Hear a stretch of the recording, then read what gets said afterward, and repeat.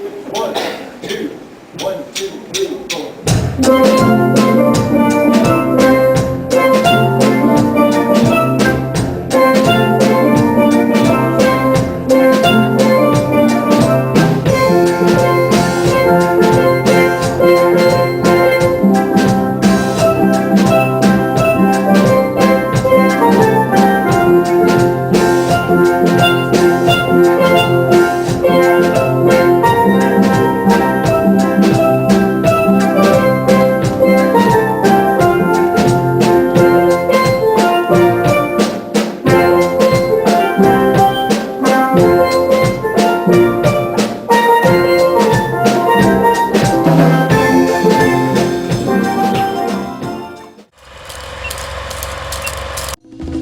Welcome to T-Bone's Best of Roanoke show. Music, comedy, and conversation featuring HB, the Honey Badger. Honey Badger don't care. Now, on with the show. Boom, boom, boom, boom, boom, boom, boom. Here we are. This is it. Richard, HB, you ready to go? We're ready. I'm ready. This is Radio Free Roanoke, and this is episode 199, a very big 199 with a very big special guest, HB. Richard Rudolph, the Director of Music here at Covenant Presbyterian Church. Is Yes, that right, indeed. Richard? That is correct. That is a nice title to have. We want to talk all things steel drums today. Okay. And I think there's another word for it, PAN, P-A-N, right? Exactly. But I was here a couple of weeks ago. My good friend Linwood McGee, he's in the audience out there somewhere. He invited me here, and boy, I learned a lot. I like history, and you taught me a lot that day. So we want to get into that. But before we do that, tell us a little bit about yourself. I mean, you just didn't walk in and off the street and become the Director of Music here. So how did it all happen? Who are you? Well, I'm native to the area. I went to Andrew Lewis and then decided I wanted to major in music. So I went to East Tennessee State and got my undergraduate ETSU. And then from there I went into teaching. I was a band director for over 10 years in Tennessee, Virginia, and West Virginia. And my travels and journey eventually led my wife and I back to Roanoke, back to our home. And at that point, I had left band directing but stayed in music ministry because I'd been in music ministry since I was 18. An opportunity here at Covenant came. I came on board at that time, and then subsequently, a year or so later to that, I joined North Cross as a general music teacher, and then I've done adjunct teaching for a lot of years at Hollins, and did a year recently at Lynchburg. So all of that has come together, and we run a private studio and have had that for years here in the Valley called Quest Academy. Okay. Quest Academy. Quest Academy. Now, how long have you been here? No one really knows, but I mean, at this since '89. Okay. all 1889? Yeah, I feel like it some days. Trust me. But no, I've been here a long time. And, You've been here a long time. When did you get into steel drums or PAN? Because right, that was something initially we didn't, like most people, don't know much about it. right, But it was back in 2000, and my wife and I, one of our summer vacations is try to go to a music camp somewhere. Okay. Maybe something we've never heard before to try to see what it's about, something different. expand your horizon. Exactly, something to fresh, because, we were teaching at the school's standard fare, and we wanted to look at something else, and we had seen steel pans on cruises, knew about them from that point, which most people know about. Yeah. And so I did a summer research and found out that in West Virginia University, each summer for a week, they do training in steel pan, how to play, how to build a band. You play for a week in various groups. You meet the movers and shakers.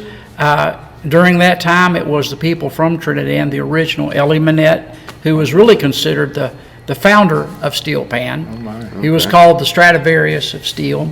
That's pretty And good. some of the major players in Trinidad, arrangers and composers, you all go for a week, and 24/7 you're doing rehearsals, workshops, demonstrations, and we saw how the pans worked, and we got into a beginning band. There was about 30 of us, never did it before, and we had some of the best teachers come and work with us for the week. And at the end of the week, we put on a concert. We talked to other people, and they were talking about how this pan was catching fire in the States, not only in schools, but in churches as a kind of an ensemble that people loved.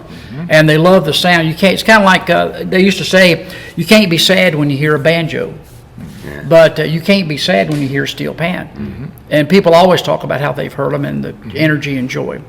So we kind of hooked. And when you get into steel pan, the Trinidadians say the pan jumbe got your man. The pan jumbe done got ya. And that enthusiasm, that spirit. So we came back to Roanoke and decided we were going to add that to our music school. So it was a very immersive class you Yes. took at WVU Right. for a week, and then you come back here, and is it what the band that you've created, is it like spiritual steel? Is that what you call it? Or? We came back. It took a year to get the pans because they have to all be handmade. Okay. But finally, a year from coming back, a set of band instruments came, enough to start, and we added that to our music school for the summer. And at the same time, we talked to church members. In fact, Lynn was in it as a player. What? Lynn was in it as a player, believe it or not, and his wife Sandy. But we went to the church people and said, "Hey, we got something new here. Let's try this." And that was the beginning of Spiritual Steel. Okay. So how big is Spiritual Steel? How many people? Well, I guess currently it's about 22 players. Oh my goodness. Wow. Wow. And you hear the steel drum and all kinds of music. You do. Oh yeah, Jimmy Yeah. Buffett was the big one. Yeah. And so it called on, and then we started getting better and getting arrangements, which in those days you couldn't find it. You had to find somebody that was across the country that was having a band of their own, kind of homegrown stuff, and you would share. But that has all changed. And then once we got the pans going, people wanted to come to the church and on a Sunday afternoon and play a concert and talk about it. Because if you go to church in Trinidad, you're not going to hear an organ and you're not going to hear a piano. You're going to hear pans in Okay. church playing, and that's their accompaniment. You mentioned Trinidad a couple of times, and Trinidad and Tobago. Right. I think that's the southern part of the Caribbean. Is that where steel drums or pans started? That's the birthplace. In fact, it was where it started. Steel pans are the national instrument of Trinidad because that was their one thing that they had developed solely on their own. And it became so infectious and so joyous that it spread across the island, pan bands everywhere, elementary schools, all of them, churches, community groups, and then people coming to Trinidad heard it, and in essence, made arrangements to have that brought to other countries. Okay. I think, was it Ben Franklin, Richard, that said necessity's the mother of all It invention? is. All right, so let's use that as the basis. Well, how did steel drums come about? Because there was something that was taken away. It was. Well, Give us that history. in the early days of Trinidad, of course, had, like many of the islands, had always been colonized by somebody. Yes. And so people were brought to work these plantations. It's very similar to the States. And those brought in the slaves. A huge amount of Africans were there. And they came, and, they're musically just gifted. And but they weren't allowed to carry on their own traditions, drumming, that type of stuff. But they did it secretly with pieces of wood and pieces of bamboo and get rhythms going and singing. Then when the island became shed of its colonial restrictions, these people that once had worked on a plantation were now living in the towns and villages in certain areas. Still, they were free to do their traditions, but they were very poor. They couldn't buy instruments. They listened to a lot of music on BBC, particularly on the radio, and so they began finding ways to do that same kind of rhythm. They would go to junkyards and they would get bottles and spoons and tap them, or they'd get buckets of all sizes and tap them to make various pitches, but they would layer those pitches into rhythms that you could understand and feel, and they would add their songs or they would dance. Well, there was one guy, and his name was Simon Spree, was in the group. They were young guys at the time and banging on a thing, making a rhythm, and he it in a certain way to where you had two pitches, a high and a low, in the same instrument. Buck, buck, buck, buck, buck, buck. I mean, they thought that was really cool. Yeah. So they began to kind of make buckets with those high and low pitches, and well, that grew to several bumps.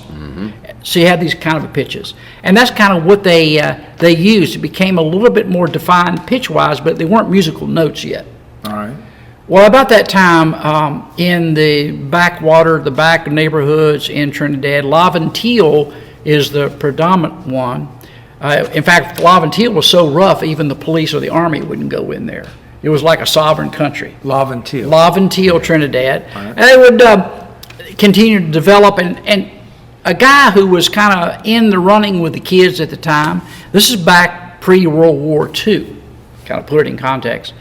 1930s maybe. Yeah, late 30s. Yeah. And so one of them that kind of got enamored with this rhythm and stuff was a young boy, about 17 at the time. His name was Ellie Manette. Ellie Manette. Ellie Manette, and he got the pan jumby in him, even before it became a true pan, and really got fascinated with the sounds. But Ellie was different in that he could see potential that others did not see beyond the immediate obvious. So he began experimenting with pans and buckets of all sizes about trying to make different pitches, and his goal was to make notes. Like a melody. Like a melody. There was no pan at the time that could convey a melody. Okay. But he began working on it. And he figured out, trial and error, how to take the pan and how to take the top of a round bucket and sink it down into a concave shape. And then on that concave shape, how to etch out a chisel areas and hammer them up to make notes. And he refined it to where he actually had notes, like a C to C scale. Tone quality wasn't that great, but they were notes. Right. And he won a national championship premiering this instrument. It's called the Barracuda. And he called it the Barracuda because it was the Barracuda is the baddest fish in the ocean. And his pan that he developed was the baddest pan on the island. So his Barracuda was premiered, and they heard actual melodies being played. And it was like jaw-dropping. It was like, oh God, I can't believe this. From that point, everybody began jumping in. Winston Spree got in on it as well. He did his line of thought. But Ellie took it, next generation, he developed pans that had a better sound. And the way he did that was he converted to 55-gallon drums. They were all over the island. Trinidad was one of the first oil-producing countries. I didn't know that. Even before the Middle East. I didn't know that. So So- there's a bunch of Oil, yes, sir. 55-gallon oil. Everywhere. And the military was there, and they had all kinds of stockpiles of empty 55-gallon drums left over of shipping stuff. So Ellie and his friends, the story goes, would sneak at night through the sentries on military bases and get the barrels, push them out into the ocean. Buddies waiting, they would swim it off into the dark, around the gates, back up on the shore, and run them into the back of his dad's house. Oh, my. And he began experimenting with those. He broke the code, figured out a way to take a 55-gallon drum, shape it, put notes in that had a better quality, and then it all was born. So you had a pan that could play notes, then eventually chromatically, and then because of their knowledge with BBC and the opera and the symphonies and all that stuff, they knew they had to have a proper ensemble: soprano, alto, tenor, and bass. And in essence, he led the way in developing those four voices. And the steel drum was born, and then gangs that had all these names from the early movies, like the Invaders, the Tokyo Raiders, these gangs which had been little gangs like in New York, began learning to play pan, and that became their identity. Who could play the pan the best, and my band's better than your band. Right. In the early days, when they would compete, they often ended up in fights.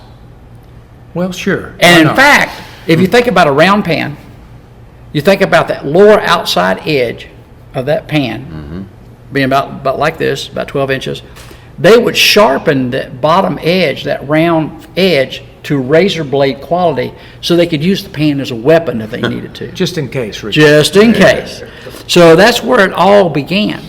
In fact, they were such a nuisance that the government would send policemen in, and whenever they heard kids getting together, making this music, they would break it up, beat them up, chase them off, destroy the pans.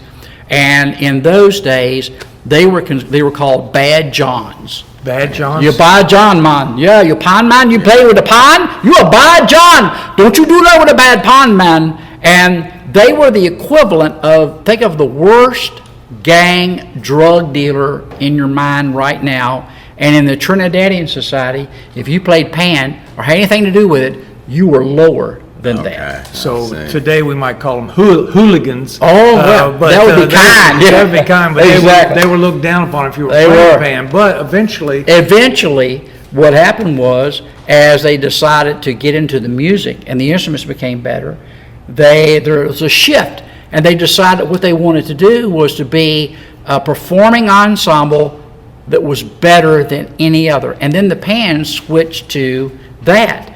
Beat each other, battle of the bands, like we have here in the States. And so all over the country, you had pans, ensembles, arrangers, builders, all because Ellie got this thing started. And in those early days to now, there are national competitions at every level, a lot of prize money involved. Yes. There are people in Trinidad that play in these bands, and that's how they make their living. I read, Richard, that some of these bands have up to 100 band members, HB, 100. Wow. So they do have these competitions. It sounded like they have them at carnivals over Carnival. in the UK, Carnival. Right. Carnival. And it made me think, and you tell me if we have this, but I think it would be neat. You know, we have the St. Patrick's Day Parade here Right, in Roanoke. right. Have we ever had a steel band perform there? We never have, just because it's never worked out to be that way. But Yeah. you go back to the carnival, every year there's a national competition, Panorama. A small band is considered 100 players. A large band is considered 150 players. I've been there. I've heard them. It about shatter your eardrums, but it is amazing, the technical ability and artistry. There are the panoramas, like in Trinidad and New York City and Toronto, down south. And even Virginia Beach every year has a pan fest that we've been to. We've taken our bands down there, where pans from all over the country come and compete for judges and play. So when you have your spiritual steel playing, you've just got different pieces of. Do they all look the same, or do they have different? Your players have different responsibilities. Well, the most standard, it's called a tenor pan. That's a single top of a pan, and they're chrome, and they play the soprano line. Then you'll have two side by side, which are a little bit deeper. More of the drum was used. The notes are lower, and you trade your notes between two pans, and that's the alto sound. Okay. Then the third one is you take even more of a 55-gallon drum, about a third of it, and you make three pans together, and those notes are even lower because the notes are bigger, and that's like a guitar. They call it a guitar. It's cello, trombone, baritone, and then for the bass they use the whole 55-gallon drum. So I'm guessing, Richard, we have some type of wooden sticks, or what are we hitting? Mallets. Mallets. Mallets, and they're sticks. They used to cover them in rubber from the islands, and now they can be rubber synthetic material, just to get the right kind of bounce, the right kind of nuance. But that's what we use. So we put them all together, each playing a different line. We use percussion, kind of get that groove going, and off you go. Wow. And you incorporated it with the choir. Yes. And that, HB, that's a beautiful sound, and it's a I bet. unique sound. Yeah. So you guys have done it very, very well. Well, thanks. We're talking with Richard Rudolph, music director of music at Covenant Presbyterian Church. We touched on this earlier, Richard. So that's how it all started. Right. But as like anything in life, other people say, hey, that's a good sound, let me take some of this and use it in my music. Where would we hear some influences of steel drum or pan in today's music, popular music? Well, I think the best one, the one that most of your viewers could recognize, would be Jimmy Buffett. Right. All right, the sound Jimmy Buffett, if you listen, there's a steel pan player. And his name is Robert Greenidge. And he was at every workshop that we went to. We went to these teaching workshops for 12 years in a row. And he was always there teaching, and so we trained with him, and we had a chance to do some of his arrangements and get to know him. And that would be the place that you would hear it the most in Jimmy Buffett's music. But then it got picked up by other recording artists. They liked that sound. Now, most colleges in their music program will have a steel band ensemble, and they're used to play traditional island music, calypsos, but a lot of jazz, a lot of Latin music, and even in composition. They're great instruments to Add a little something exactly. there, yeah. Exactly. So that's where you would hear it. I was, yeah. Go ahead. I had yesterday I thought about, we was going to interview you and what the topic was, and I had a 55-gallon drum, and I flipped it over, and I started tapping on it in different places, and it was amazing how many different sounds you could get just off the one. It is amazing. piece. Ellie, as he continued to expand, eventually he went to the States, other countries, and built pan, taught people how to play, started a company in West Virginia, and others have learned from him, and now they are pan makers and tuners. A lot of them in the States, pans can't be made in a factory. They all have to be handmade. And they're the old-timey way, steel drum, hammer, or a pneumatic hammer, and you just have to shape the top down. It's labor-intensive, but the sound is amazing. So from very humble beginnings, Richard, Yes. as we get ready to wind it down here, steel pan or steel drums, as I call it, it's everywhere now. It is everywhere, and I'll tell you one quick closing story. All right. One of the best arrangers, composers for steel pan music on the island is named Ray Holman. And Ray Holman was involved in pan when he was in what you would call high school. And of course, it was still at the time when nobody liked it. You were considered bad seed. The principal, the headmaster of the academy, found out that Ray Holman, a promising student, was involved in pan. So he called him in and said, Ray, you have a choice. You can get rid of this pine, you can forget this pine foolishness, and you can steer your life towards something that matters. If you don't do that, we're kicking you out of the school. He looked at the headmaster. This was back in the late 40s, early 50s, and said, you can have your school, because let me tell you something. This pine is going to take me places you can't even imagine.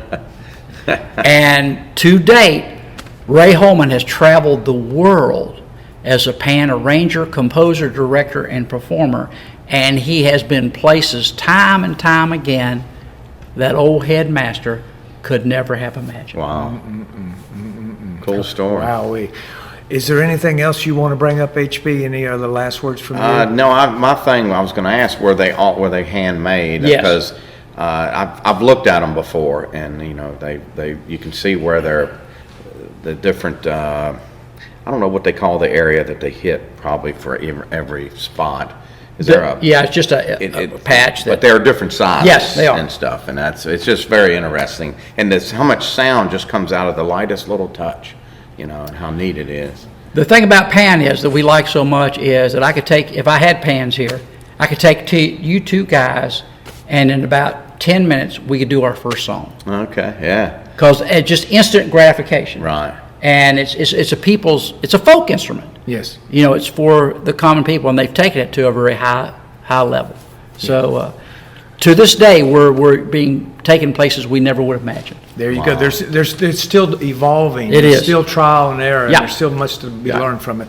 And then if people want to come hear spiritual steel, they would come to Covenant Presbyterian Church. They could come to Covenant Presbyterian Church. What they can do, the best thing they can do is contact Covenant and just ask when the next time Spiritual Steel is playing, or they can leave their name or phone number, and I can get back to them. Excellent. And then if someone wants to take classes or learn around this area, is there any We venues have for that? ongoing classes, individual classes, getting people started whenever they want. So again, if anybody's interested in seeing what Pine is about, how to try it, Yes. they would contact the church, Covenant Presbyterian Church, and just leave a message, and I'll get back to them. We can get them started.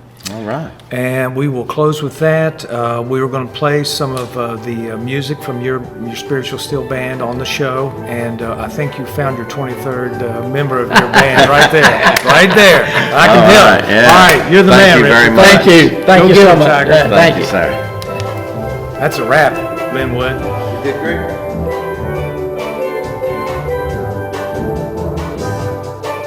Miss a segment? Want to hear the interview again? Just watch our YouTube channel.